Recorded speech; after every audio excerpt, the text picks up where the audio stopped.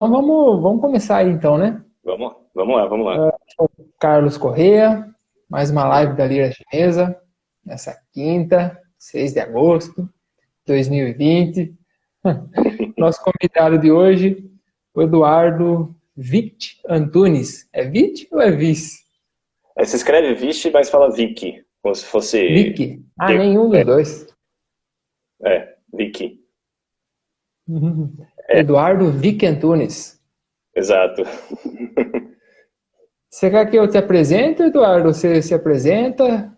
Eu posso me apresentar e aí eu já toco o barco se não tiver problemas, tá? Maravilha, Maravilha? maravilha. E aí depois, eu acho que eu tentar fazer uns 20 minutos, pouco mais, pouco menos de apresentação, né? E aí Uhum. depois perguntas, a gente vai intercalando. Se não tiver perguntas, eu falo um pouco mais. Você sabe que o assunto é vasto, provavelmente a gente não vai exaurir tudo hoje, Sim. mas então eu vou me apresentar. Bom, eu agradeço o convite, Carlos, né? Tá aqui no Lira Chinesa, que é um projeto muito importante de diálogo sobre China, assim como outros projetos também que a gente tem, né? A LAF, Sabe a China, o NUR, né, da Unifesp, espaços Sim. importantíssimos para uma discussão elevada, né, de alto nível, né, que você se propõe a fazer sobre China, sobre Oriente de forma geral, né. Eu agradeço o convite, agradeço a todas e todos que estão participando, né, estão nos prestigiando hoje. E, bom, meu nome é Eduardo, como eu já disse, eu sou graduado em Relações Internacionais e Economia pela FACAMP, Faculdades de Campinas, né? Eu fiz mestrado em Política Científica e Tecnológica no Instituto de Geociências, e hoje eu faço doutorado em Ciências Sociais no Instituto de Filosofia e Ciências Humanas, também na Unicamp, né? O meu doutorado, eu diria que é uma extensão de algumas dúvidas que restaram do mestrado, né? O meu mestrado não teve nada a ver sobre China. A primeira vez que eu estudo China, aliás, é no doutorado, né? Meu orientador, nosso orientador é o professor Antônio Florentino Neto, né? Filósofo. Então, a nossa pegada é mais pela filosofia, vamos dizer assim, né? Então, essas dúvidas que restaram da época do mestrado, que me impulsionaram a fazer um trabalho sobre China, né? Até então, meu único contato com a China era o estudo do mandarim, né? Mas eu queria fazer alguma coisa no doutorado que juntasse as duas coisas, né? O estudo da língua e um estudo específico sobre China, né? E essa apresentação hoje, esse tema da ciência me acompanha e eu vejo aqui essa apresentação como uma oportunidade de falar sobre ele, mas também de organizar ideias, né, que vão, inclusive, servir para a minha tese. Eu diria que a minha tese é basicamente ver a ciência e tecnologia na China a partir do olhar da filosofia tradicional chinesa, né, e filosofia chinesa eu quero dizer o confucionismo, o taoísmo, o budismo, né, que eu ainda estou estudando, eu sei um pouco mais de confucionismo do que das outras duas, né, mas seria então ver como que essa filosofia chinesa influencia a percepção ou influencia um pensamento chinês sobre ciência e tecnologia, né? Basicamente, a minha pergunta é se a China, com o seu desenvolvimento, com essa filosofia, né, esse pensamento que eu estou tentando achar, né, se ela o projeto chinês é um projeto de alinhamento ou de alternativa à modernidade, né? Lembrando que a modernidade está implícito no termo, né, na palavra, o sistema capitalista, né, essa modernidade, ela traz uma prática, uma narrativa que é o de uma história única, né, uma prática única em relação à ciência, tecnologia e um rolo compressor, vamos dizer assim, em outras culturas, tentando homogeneizar tudo, né. Então eu queria saber se a partir do meu estudo da filosofia chinesa, né, eu conseguiria pensar numa alternativa à modernidade, ou se a China se alinhou a essa modernidade, e é basicamente isso. Então, estou aqui tentando organizar essas ideias para fazer essa apresentação.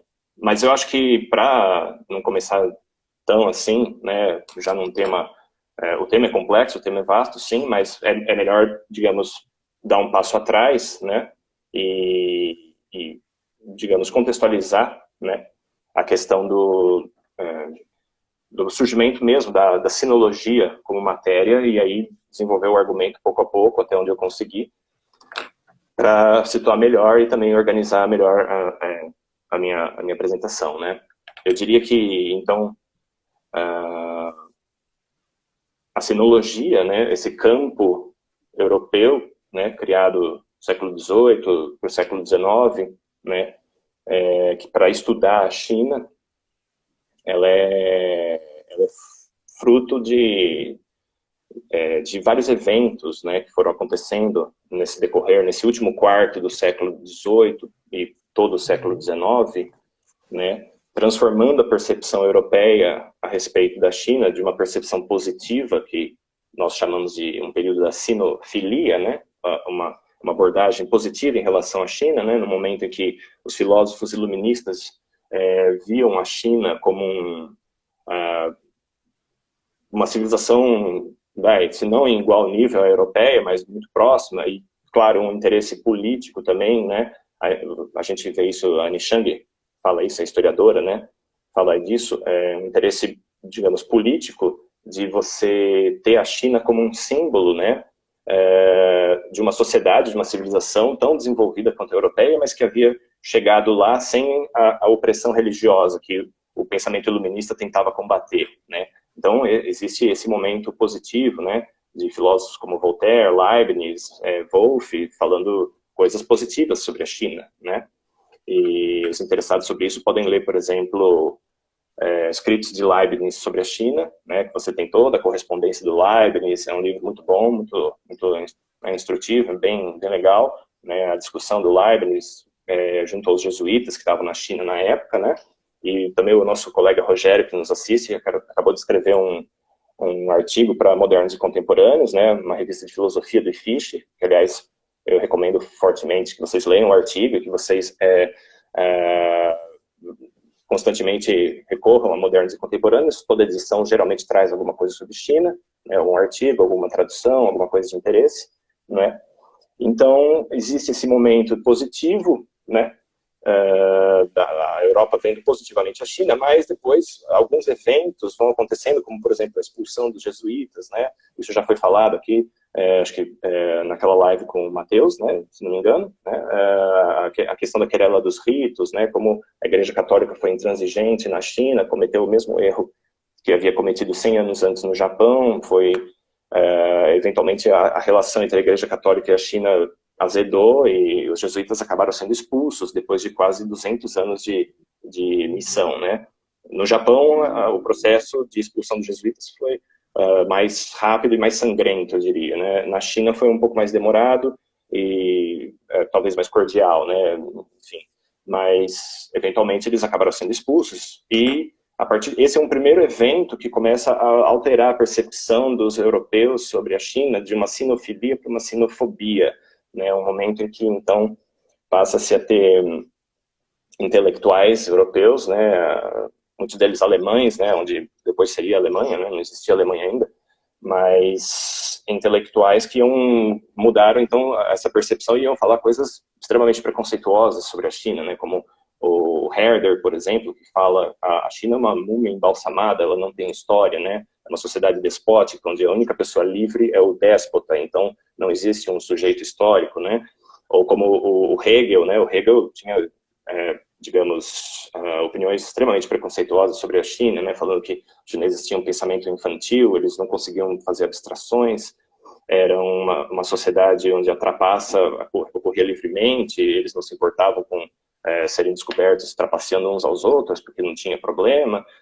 Ele chega até mesmo a dizer que era melhor Confúcio nunca ter sido traduzido para as línguas europeias, porque Confúcio não dizia nada que fosse de muita utilidade, era um saber prático de coisas corriqueiras do mundo, né? Ou seja, uma total desvalorização, foi um giro de 180 graus na postura europeia em relação à China, né?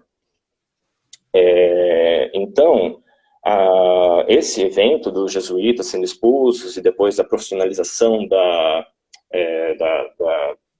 filosofia, né? Você começa a ter a profissão do filósofo, você começa a ter o surgimento das histórias, da história da filosofia, né, esse campo que analisa a filosofia historicamente, mas, ou seja, a filosofia mesmo é só a grega, porque todo o resto está aquém do padrão grego, então nós retiramos tudo que não é da tradição grega, cristã, do âmbito da filosofia e jogamos em qualquer outro lugar, menos na filosofia como matéria científica, né?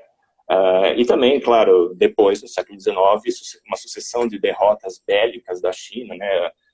As duas guerras do ópio e, finalmente, um evento que foi traumático e extremamente humilhante para os chineses, que foi a derrota para o Japão na Guerra Sino-Japonesa, 1895, final do século XIX. O Japão até então era um estado subordinado, né, culturalmente visto como um estado que era um apêndice da China. Então, agora esse estado que havia se modernizado nos moldes europeus, ele passava, digamos, das as cartas na região asiática, né? Isso foi um momento de extremo choque, porque, como eu disse, era um estado visto como um estado subordinado à China, que agora passava a mandar na China e ser imperialista com a China, né? Não à toa os japoneses que usavam, eu não vou lembrar agora a palavra para China, se você fala China em mandarim, né? País do meio, a tradução literal, e os japoneses usavam esse termo em japonês para designar a China, né? Não lembro qual era a palavra, mas eles mudam o vocabulário, eles passam a falar China com S, né? Ou seja, eles tiram a China eles mudam a palavra justamente para indicar que a China já não é mais o centro, o país do meio, o centro da Ásia, pelo menos, né? Nós estamos chegando e, enfim, eles fazem essa mudança para indicar isso, né? Então, esse é um período que vai cimentar uma visão negativa sobre a China, e não por acaso sinologia como matéria, como disciplina científica para estudar esse país que não está digamos assim, no universo da ciência, né, europeia, vai ser formada nesse momento de sinofobia, né? Digamos, a sinologia vai transformar alguns preconceitos que eu acabei de dizer em ciência, né? E aqui a questão do concreto, né, da questão do apego chinês o gosto por ideias, assim, pela dimensão concreta, né, que eles não faziam abstrações, por exemplo, é uma coisa que vai chegar até o Granet. O Granet, Marcel Granet, um sinólogo francês, né, praticamente um dos maiores sinólogos do século XX.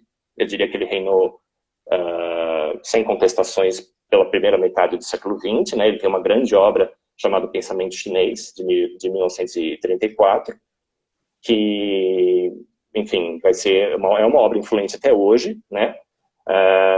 Claro que hoje a gente poderia dizer que ela está datada e, enfim, já tem vários outros trabalhos de sinologia tentando contestar essa obra, mas essa obra dele ele vai argumentar, né, vai pegar toda essa carga negativa e vai argumentar, né, essa obra, aliás, é fruto de uma pesquisa que, obviamente, ele já vinha fazendo, né, ele tem artigos antes disso, mas nessa obra ele vai dizer, basicamente, a tese dele é que os chineses têm uma incapacidade de fazer um pensamento abstrato porque eles têm uma língua que não está apta a fazer um pensamento, a seguir um pensamento abstrato, um pensamento lógico, né?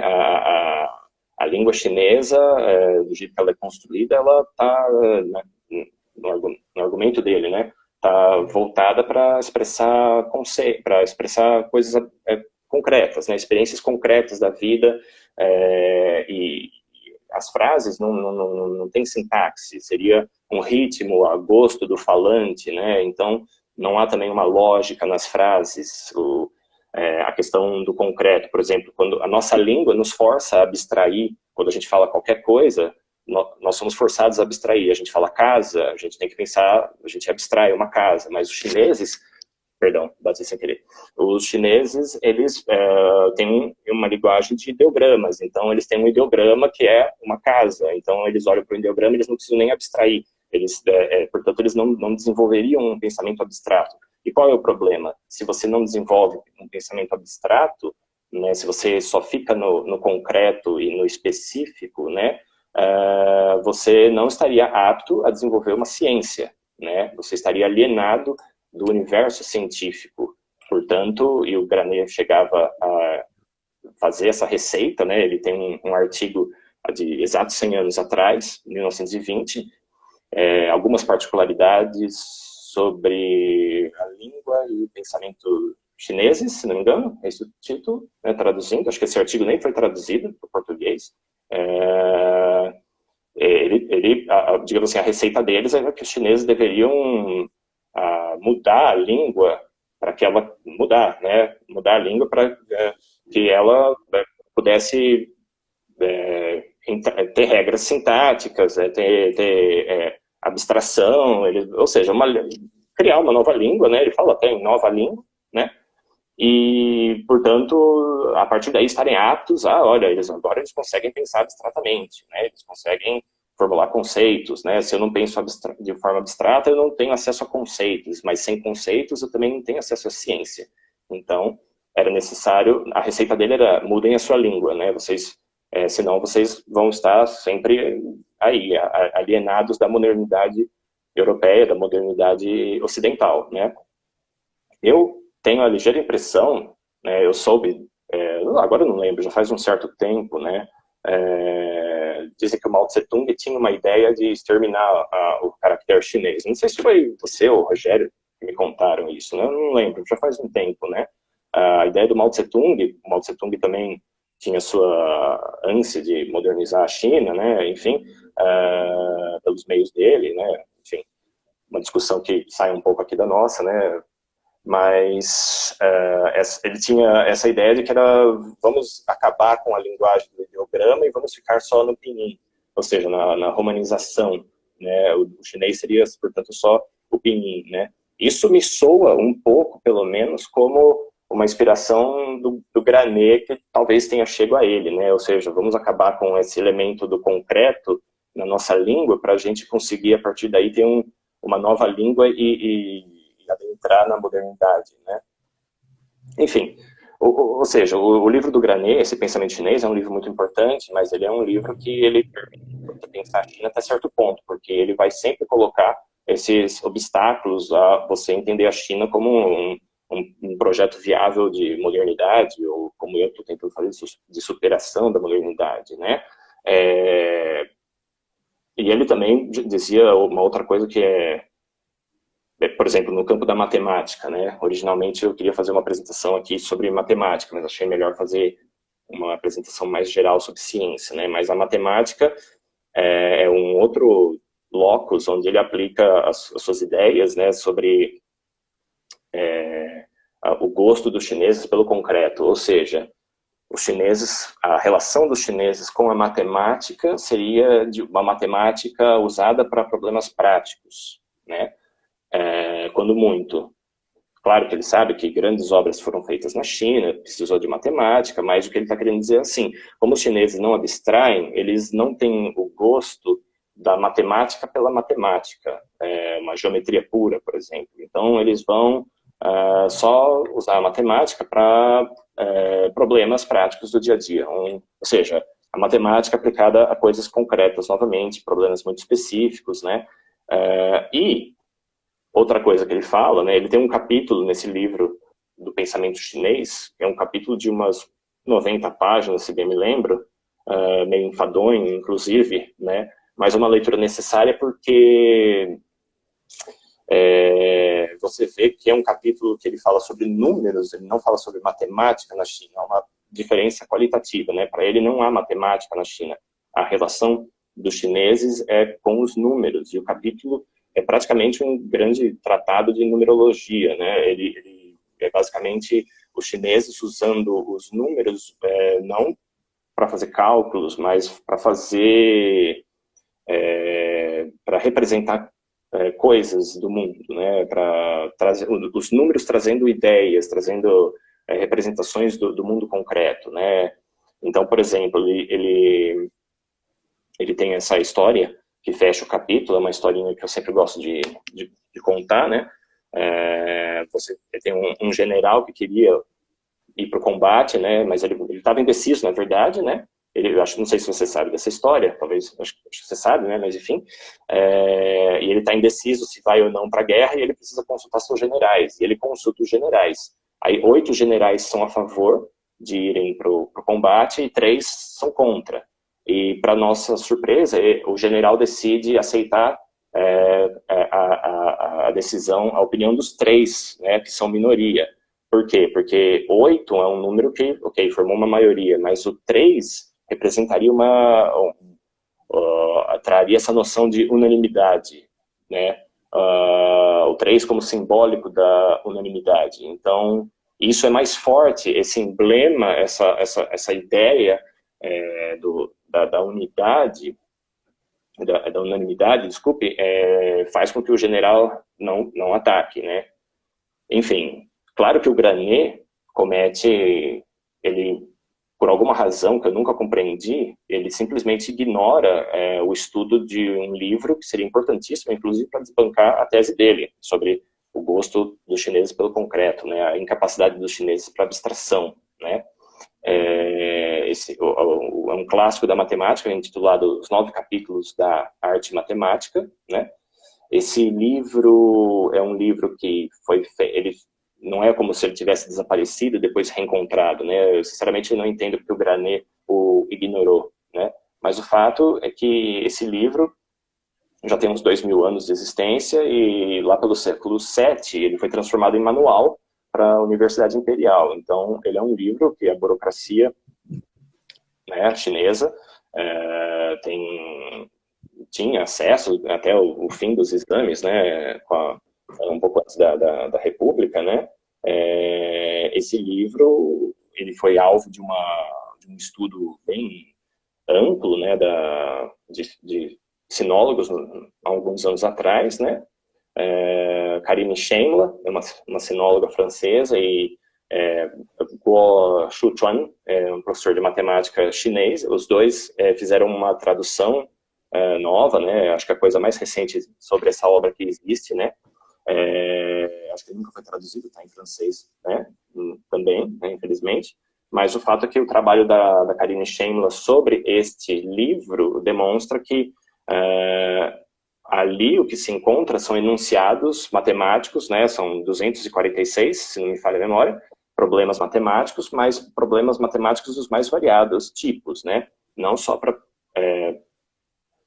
situações práticas que eventualmente um burocrata encontraria no seu trabalho, mas também matemática pura, enfim, ela já começa a mostrar que, olha, não só eles tinham problemas e interesse por matemática abstrata, portanto eles sabiam, né, abstração e tudo mais, mas eles também se preocupavam com regras gerais, porque esse livro é alvo, ao longo dos séculos, ele, digamos assim, ele foi... Hoje você tem esse livro junto com os comentários que foram sendo adicionados por estudiosos ao longo dos séculos, né? Hoje uma coisa, o livro antigo e o que temos hoje é diferente porque não se separa mais o comentário do livro original, né? E esses comentários visavam justamente a estabelecer regras gerais para esses problemas. O interesse daqueles comentaristas, de acordo com eles, era justamente de criar regras gerais, não só ficar em problemas específicos, né?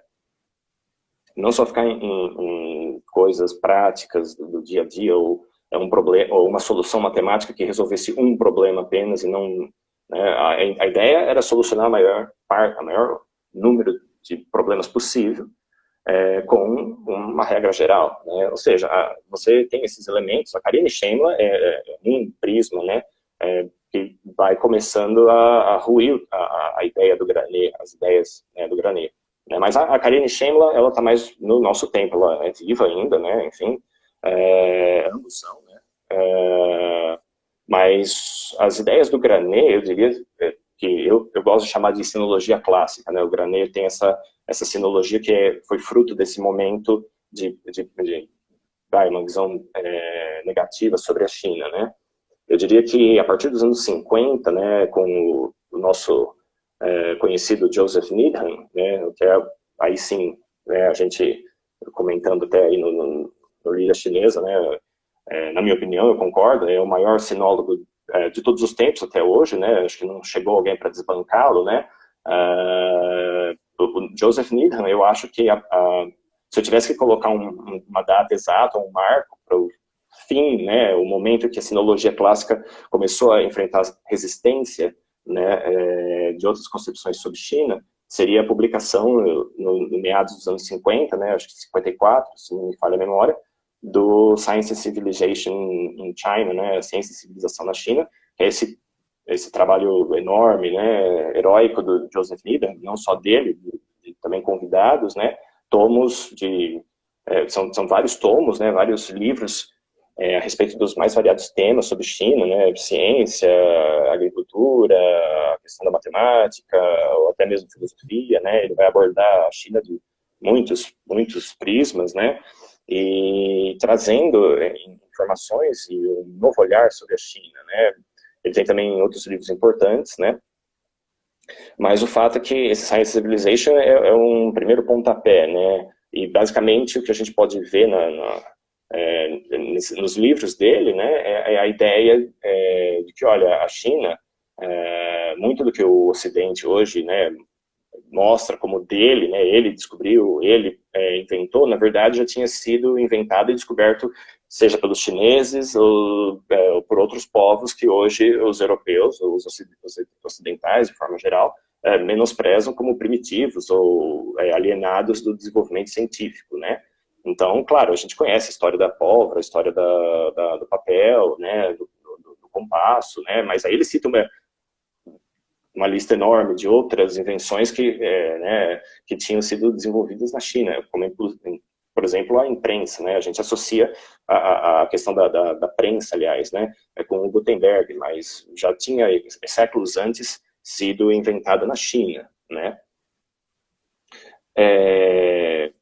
Claro que isso foi, né, a ideia que o Needham nos informa, né, muito mais, digamos assim, saía da China para inspirar outros povos do que outros povos levavam até a China, né, e muito pouco se restou digamos assim, de registros históricos desses intercâmbios que eram muitas vezes corriqueiros, né. Eu estava esses dias pesquisando sobre o que você falou acho que na sua segunda live, né, sobre momentos históricos da China que nós não conhecemos muito, né, como por exemplo a Batalha de Talas, né, a Batalha de Talas contra os árabes abássidas, né, os chineses foram derrotados e essa batalha tem uma importância, por exemplo, a disseminação do papel para a Europa, porque os chineses foram derrotados e alguns deles viraram prisioneiros dos abássidas. E dentre esses prisioneiros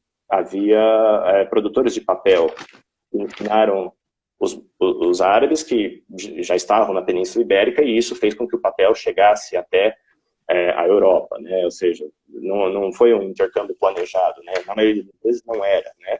O Needham também fala, por exemplo, apenas para ilustrar, né, que havia um filósofo onde hoje é o atual Iraque, que desenvolveu no século IX, 1000 anos antes, portanto, a teoria da seleção natural das espécies, né, o que o Charles Darwin, teoricamente, descobriu, né, no século XIX, já tinha gente pensando muito tempo antes dele, né.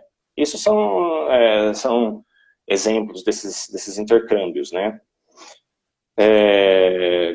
Agora, acontece que, não sei se estourei meu tempo, não sei, enfim, você vai me pontuando aí, se tiverem perguntas também, né, enfim, fiquem à vontade, né, mas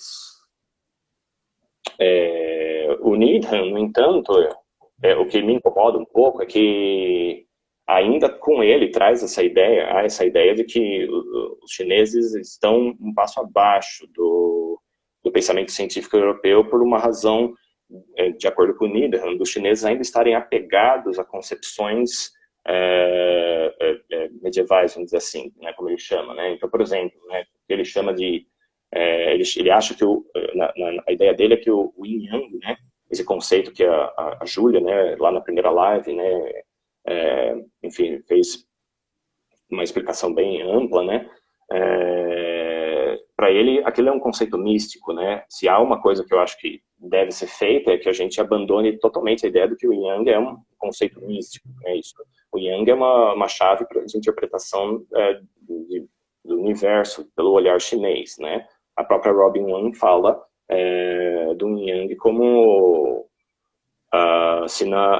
basicamente análogo ao que aconteceu na Europa, de você passar de uma explicação mitológica para os fenômenos para uma explicação lógica, racional. O Yang teria um efeito similar na cultura chinesa, né? Se antes, por exemplo, a questão da saúde era interpretada, uma doença, por exemplo, era vista como uma possessão demoníaca sobre um corpo até então saudável, com o Yang você vem esse elemento racional mostrando que, olha, na verdade, são desequilíbrios, né? O Yin Yang, você tem esses dois, digamos, chaves, né? Enfim, que você tem órgãos Yin, órgãos Yang, né? Então, quando há um desequilíbrio corporal, há uma doença, né? Então, a ideia do Needham é que a China ainda praticava uma ciência que ele chama de da Vinciana, né?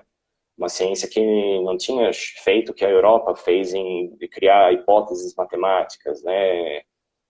Portanto, ainda estaria aquém olha, ciência com C maiúsculo, quem fez fomos nós na Europa, né? Isso, enfim, eu acho que é uma deficiência dele, né? Eu estou estudando, claro, né?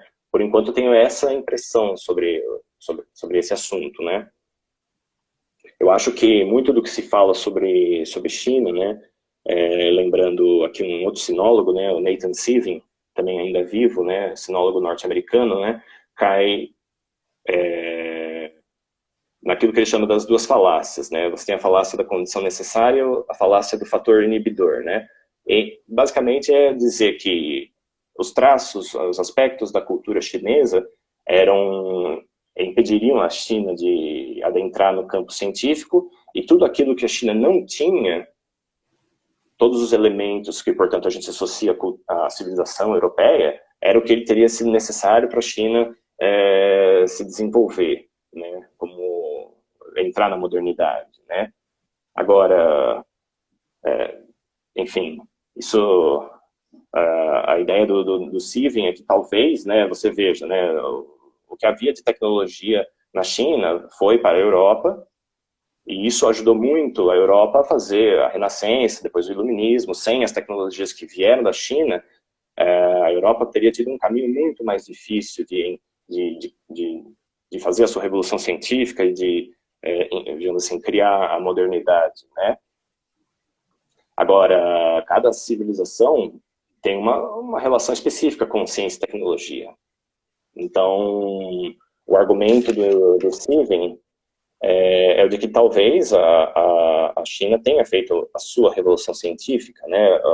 Mas os efeitos sociais que a gente observa na Europa, que foram criaram rebuliço, né? A prensa, né? Enfim, a circulação de ideias, né? Esses efeitos a gente não observa na sociedade mais estável, que é a sociedade chinesa, né? Mas isso, enfim, é uma ideia que é interessante, eu carrego comigo, porque acho que é um tanto perigoso a gente observar a China, tentar encontrar padrões europeus na China, e obviamente quando você não encontra, e aí você vem com esse rótulo de que não, eles estão aquém, e eles não desenvolveram um pensamento ou uma forma de compreensão do mundo como a nossa, né? Enfim, não sei se tem alguma pergunta até aqui, se você quer fazer alguma intervenção para não só eu falar, fique à vontade. Muito bem. Obrigado pela sua exposição. Ainda continuaria, mas vamos... Ah, tá. A gente dá uma pausa, né? Não, claro. Não tem como... Bom, eu tenho assim, um monte de pergunta, né? Eu faria um monte de pergunta. Não sei se o pessoal tem alguma coisa para observar, para discordar, para chamar atenção, tudo mais. vou aguardando aí, pessoal, que vocês tiverem alguma pergunta. Enquanto vocês não fazem, então eu faço a minha.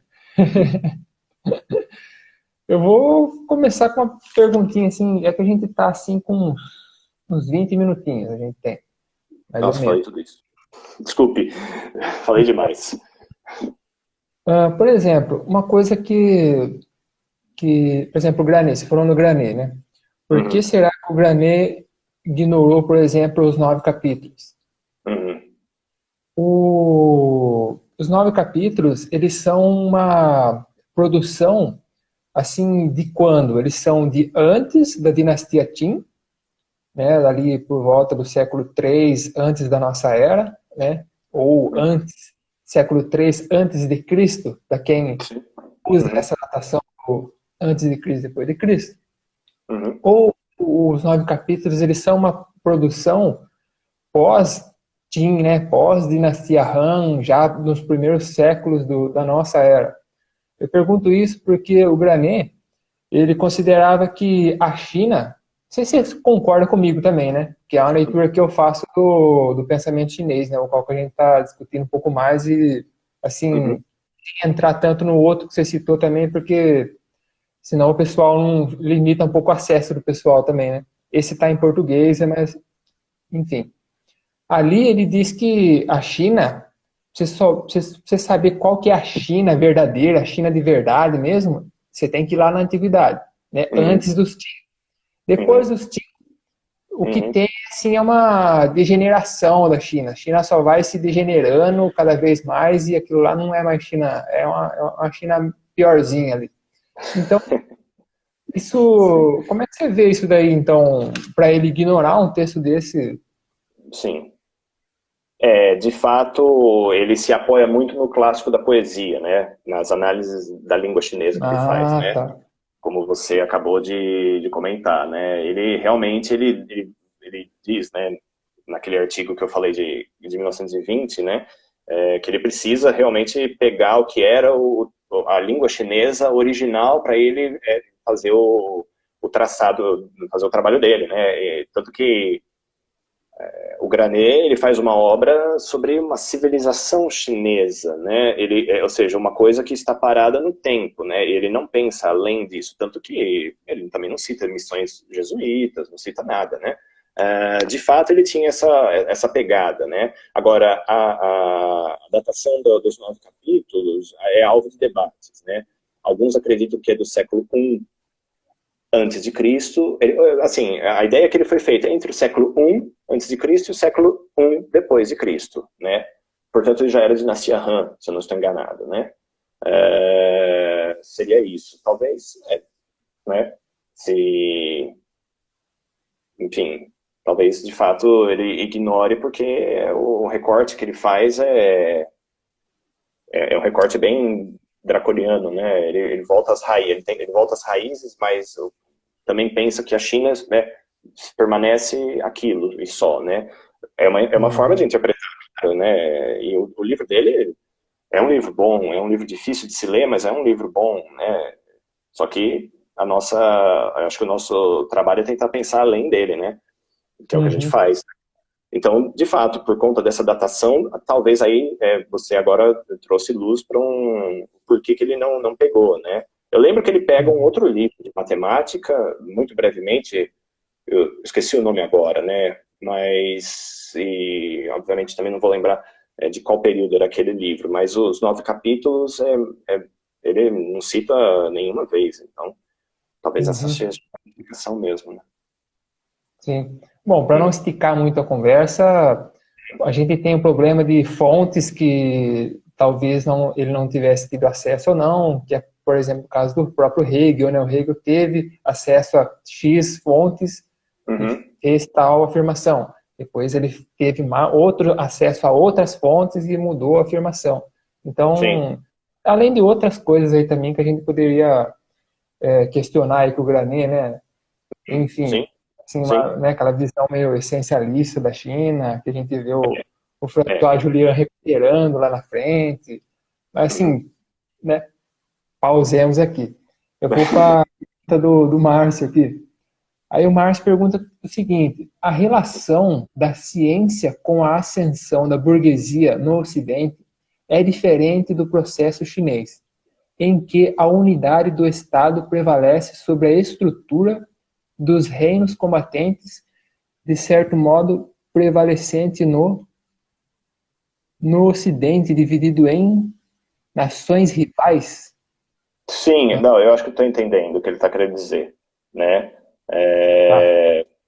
Não, tudo bem, é aquilo, são as especificidades de cada continente, né? Tomando a Europa e a China, né? Enfim, um país, né?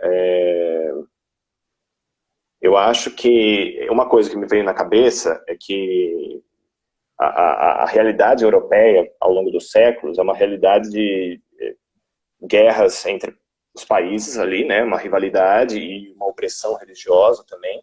Então isso, eu não gosto muito dessa expressão, mas era o que me vinha toda hora na cabeça. Talvez isso tenha tirado, né, a Europa de uma certa zona de conforto, que a existência de uma burocracia confuciana na China, né? Claro que a China teve momentos de ruptura, momentos de caos, momentos, né? Mas havia sempre uma burocracia ali perpassando, né? E ela existe até hoje, essa burocracia, né? Enfim. Mas talvez essa burocracia tenha sido um elemento que trouxe estabilidade à China, né? E talvez isso seja uma explicação de por que você pega algumas tecnologias, as mesmas tecnologias, né, que os chineses tinham, depois os europeus passaram a ter também, e os usos foram diferentes, né? Você vê que a imprensa teve um papel de circulação de ideias contra o poder absolutista, contra o poder religioso. Na China havia uma sociedade que o Needham fala isso, uma sociedade mais racional, né, mais organizada nesse sentido de ter essa burocracia e essa questão da imprensa, por exemplo, né, o fato de você ter agora um meio mais rápido de imprimir, né, de fazer ali o seu um livro, por exemplo, né, isso não gerou rupturas na China, né, não trouxe problema para o poder vigente, né. Agora, por outro lado, a tese de que a burocracia confuciana também atrapalhou o desenvolvimento chinês, acho que isso tem que ser visto com cuidado, não quer dizer que não seja isso, mas, por outro lado, né, essa burocracia, o rei só se mantém no poder, né, o imperador só se mantém no poder se ele entrega resultados, né. Existe essa ideia a expressão, né, Tianzhan Hei, né, o céu e as pessoas, nós, são um só. Então, por exemplo, se catástrofes naturais,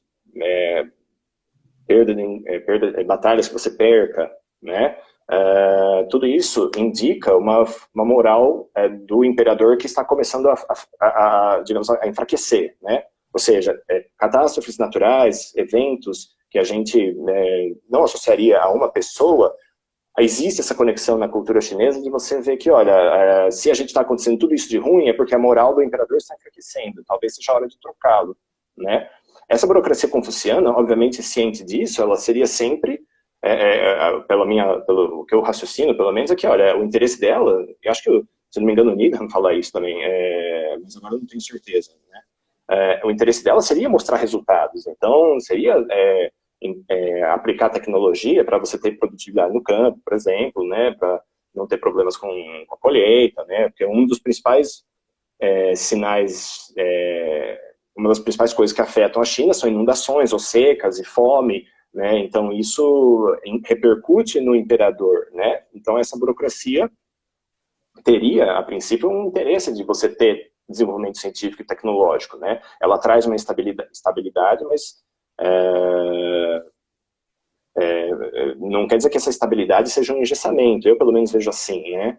Se não me engano, você estava falando, né, da questão da introspecção na dinastia Ming, né? Você estava falando naquela live sobre a história, sobre o ensino da China, acho que era com o Rafael, Sim. né? Sim. Que foi um momento de engessamento, tanto que a gente, né, não se entende por que os chineses não continuaram com navegações né, sendo que eles tinham barcos muitas vezes Sim. maiores, né, e uma tecnologia muito mais desenvolvida, né? Mas, ao mesmo tempo, na mesma dinastia Ming, eles receberam os jesuítas, né? Então, talvez não fosse tão introspectivo assim, né? Os jesuítas que se aproximaram justamente com ciência para vender a fé cristã, né? Como, olha, nosso Deus cristão é tão bom e olha o que nós temos para apresentar para vocês, né? Essa abordagem da Igreja Católica na China teve a ciência como a ponte, né? Para tentar catequizar os chineses, né? Então, eu acho que isso está em aberto ainda, mas... enfim, talvez teve um momento que a burocracia ajudou, talvez teve outro momento que ela atrapalhou, aí eu não sei, né? Enfim. Entendi. Bom, é um debate extenso, Permanece. realmente. Sim. Extenso, sim. Porque, por exemplo, do meu ponto de vista, né, eu tinha falado que eu não sei se eu concordo tanto com a interpretação de que a dinastia Ming estava num processo de introspecção, e isso foi um problema, tudo mais. Sim. Bom, nossa, é difícil né, que nem eu falei nas outras lives, né, tipo, eu entraria agora nesse assunto, assim, a gente esticava mais uma hora, assim, sabe? Tipo, só pra eu bater nesse negócio de burocracia confuciana que você tá falando aí, sabe? Sim. Tipo, sim. até que ponto... Eu vou ficar só na pergunta agora, tipo, até que ponto essa burocracia dita confuciana era, sim, apenas confucionista? Tem isso também, né? Porque a gente tem várias teses hoje aparecendo de que esse Estado confucionista ele não era puramente confucionista, entende? Esse Estado ele tem traços, ele teria traços, marcas, assim, contínuas, de uma certa continuidade, legistas, por exemplo, entende? Tem um livro sobre isso, aliás. Qin, né, com o estabelecimento da dinastia Han, e depois com uma mudança significativa na dinastia Song, tudo mais. Então, só para não bater tanto, assim, para a gente deixar tema para outras lives, aí eu só levanto esse questionamento aí para a gente. Sim. E acho que vou fazer só mais uma pergunta. Não sei se alguém tem mais alguma. Acho que tá. Só para lembrar que o currículo confuciano também não era só o estudo dos diálogos, dos clássicos, tinha matemática também pelo meio. Então, essa burocracia, os matemáticos comentaristas que eu citei lá atrás, dos 9 capítulos, eles eram confucianos.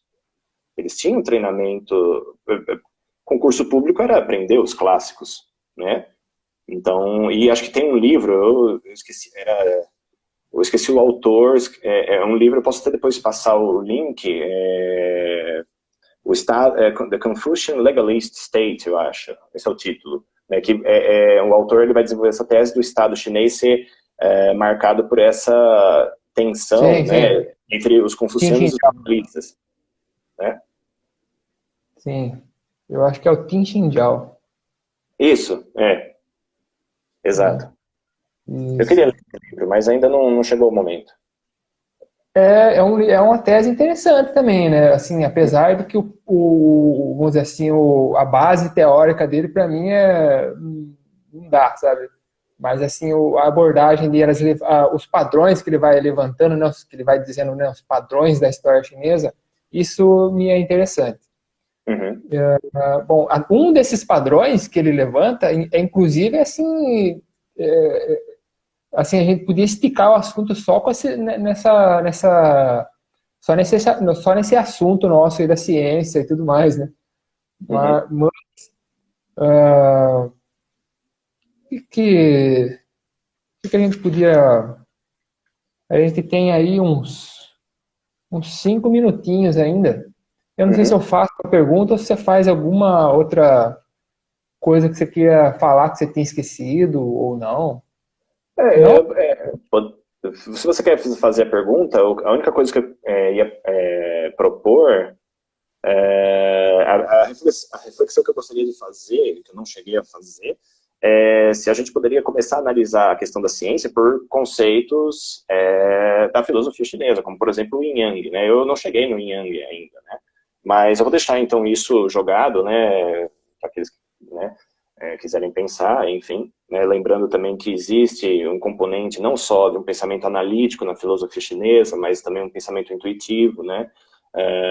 Será que a produção de conhecimento válido, né, a produção de conhecimento sobre o mundo, ela passa exclusivamente sobre um pensamento analítico que a modernidade ocidental toma como a única forma de compreender as coisas, né? Isso, mas aí precisaria, claro, desenvolver mais, mas vou deixar para vocês também refletirem a respeito, né? E se você quiser fazer a sua pergunta, eu Eu ia fazer outra pergunta, então eu vou mudar essa pergunta.